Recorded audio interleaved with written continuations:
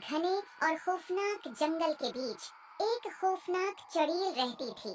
इसकी झोंपड़ी दरख्तों के दरमियान छपी हुई थी और वहां हमेशा घनी धुंध छाई रहती थी जो कभी खत्म नहीं होती थी।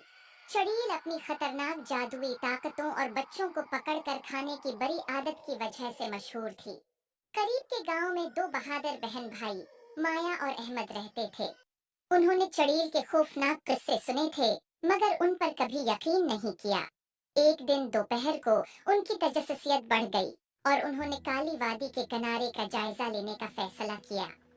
जैसे जैसे वो जंगल में आगे बढ़े, उन्होंने रोशन सरखबीर का एक रास्ता देखा जो मजीद जंगल की तरफ जा रहा था। खतरे से बेखबर, ये रास्ता उन्हें सीधा चड़ील की छिपी हुई झोंपड़ी तक ले गया। चड़ील अपने लंबे उलझे हुए बालों और तारीक गहरी आंखों के साथ सायों में छिपी हुई उन्हें देख रही थी और उसके चेहरे पर एक मकरुवा मुस्कुराहट थी।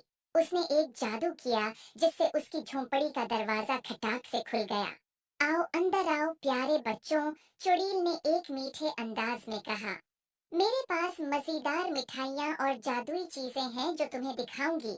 मिठाई के लालच में माया और अहमद अंदर चले गए। झोपड़ी के अंदर उन्हें एक मेज मिली जो हर किस्म की मिठाइयों से भरी हुई थी। जैसे ही उन्होंने खाना शुरू किया, उन्हें शदीद नींद आने लगी।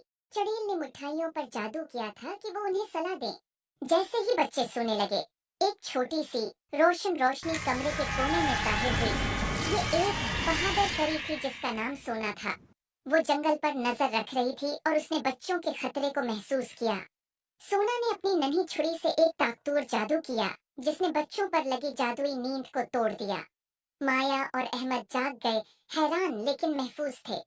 सोना ने उन्हें जल्दी से दरवाजे की तरफ रहनुमाई की और उन्हें फरार होने का इशारा दिया।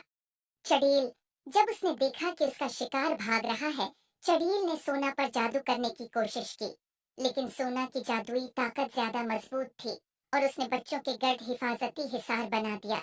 अपनी छुरी के एक और वार से सोना ने चड़ैल को एक तितली में तब्दील कर दिया। तितली उड़ती हुई जंगल में उड़ गई और कभी वापस नहीं आई। सोना ने मुस्कुराकर बच्चों से कहा, अब तुम महफूज हो। हमेशा याद रखो, तजस्सुस तुम्हें खतरे में डाल सकता है, लेकिन बहादुरी और मेहरबानी तुम्हें हमेशा बचाएगी। उम्मीद